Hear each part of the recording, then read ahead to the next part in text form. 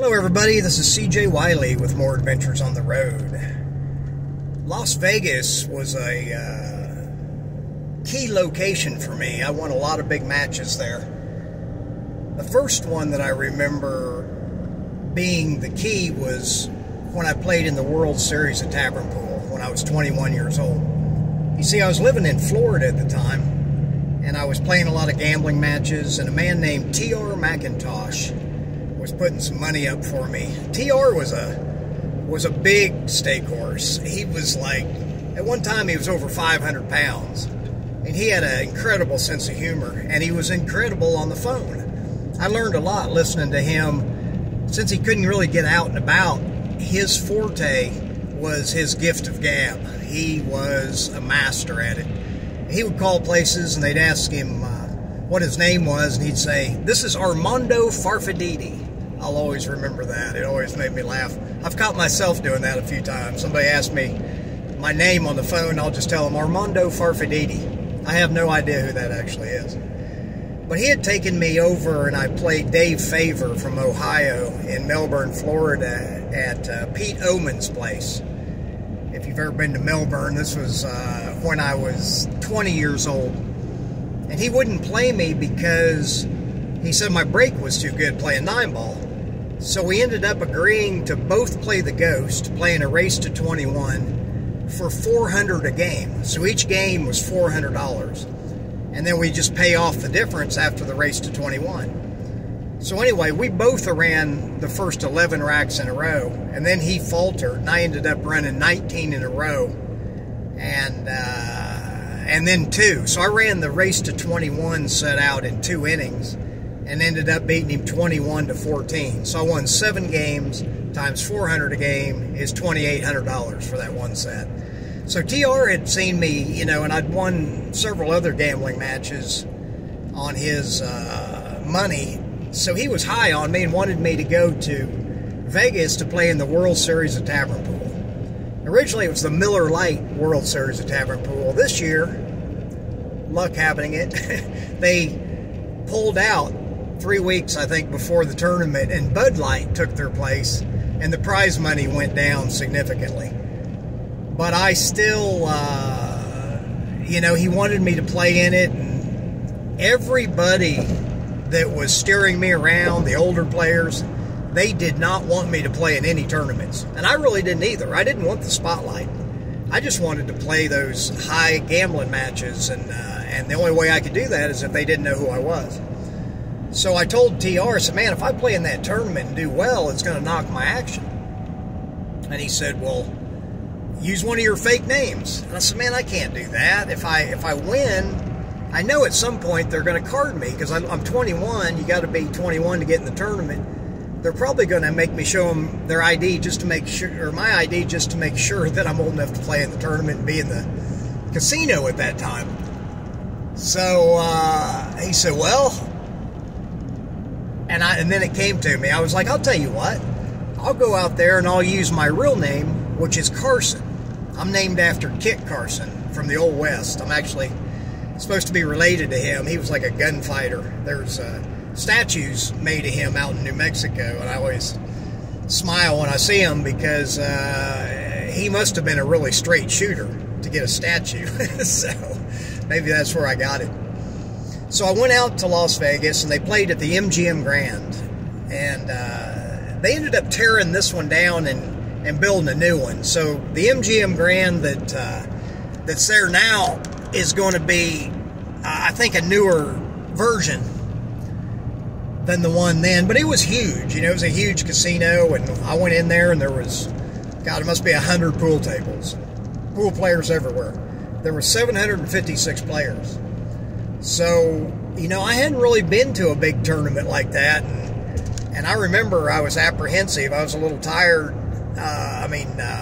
just nervous of being around a different element. And I always just felt I didn't feel right playing great in front of a bunch of people. Again, I was always worried about getting knocked and getting, you know, people thinking I played too good because it would hurt my gambling action. So I entered the tournament as Carson, And I had to win, I think, 10 tournaments in a row to win the tournament. It was single elimination, but they played 2 out of 3 sets, raced to 3. And I think the finals was 2 out of 3 sets, raced to 4. So you had to win, 2 sets, races to 3. It could go 3 sets. I won every set. I think it went down. I think that my 8th or 9th opponent is the first one to actually beat me a set, and then I beat him the next one. I think that was Pat White from Canada. It seems to me like I had met him in Detroit. He's a really good player. He was then. And Bill Eigels, who I played in the finals. So I went through the field pretty much smooth sailing. Lost that one set, won it, and then played Bill Eigel in the finals. Bill was from Los Angeles, and another, top level. He wasn't a pro level player, but just a top level, I guess semi-pro. He wouldn't have been able to play like with Earl Strickland and Buddy Hall and those guys, but he was, he could win against them, maybe one set. But it was my day, and I played pretty much flawless and beat him 4-1, 4-1 to win the World Series of Tavern Pool. And, I was making a little bit of a splash around there because nobody knew who I was, really. They'd heard these different names, and they'd heard rumors of this young player that was going around beating everybody gambling, but nobody knew who I was. And like I said, I wore disguises and used fake names, but Carson was my real name. And it was perfect because nobody knew what that was. Nobody'd heard me called Carson. So I won the tournament, and I just looked through an article that was written about that tournament just to refresh my memory. And there was 2 things that I told them that stuck out because they mentioned it a few times in the article, and they thought it was, I guess, noteworthy. But one thing, they asked me what my strategy was in 8-ball or really any pool game.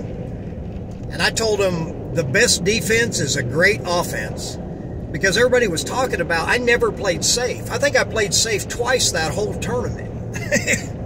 And just because I had to, I ran out every time. And 8-ball was my best game. I grew up playing it. I started when I was 7. I could run the table on a 9-foot Brunswick when I was 9 years old. So 8-ball was just like second nature to me. And so, this article was, they were kind of laughing about, having that type attitude. And they asked me more about my, where I got the confidence. And I told them that the best strategy that I could do was make up my mind 100% that I was going to run out every time.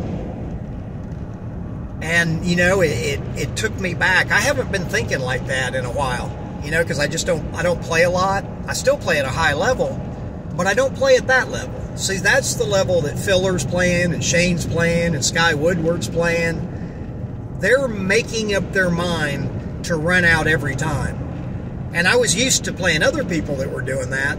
So my real strategy was to run out every time until my opponent faltered. And they all do. Some of them take longer than others. I've told stories about playing Gary Spaeth in Cincinnati, and he was one that was hard to get to falter. And when I was watching him warm up, I could tell he wasn't going to miss any balls and wasn't going to make any position errors. So that's kind of tough to get confident against. And I watched how much movement he had in his arm, and that's when I determined my strategy. I was just going to wear his arm out. I set my mind to run out every time until his arm wore out. And that's basically what happened. After it was almost 9 hours, and we'd go back and forth and back and forth. He stayed a couple games ahead of me. I was playing him on his home court in Cincinnati, and I don't think hardly anybody had ever beat him there. So finally, after, like I said, it was close to 9 hours, I saw him come back and pull the trigger, and his arm faltered. I could see it. There was like a hitch in his stroke, and he missed the ball. And that lit a fire under me as far as confidence, and I think I beat him either 15 or 17 ahead from that point, and he quit.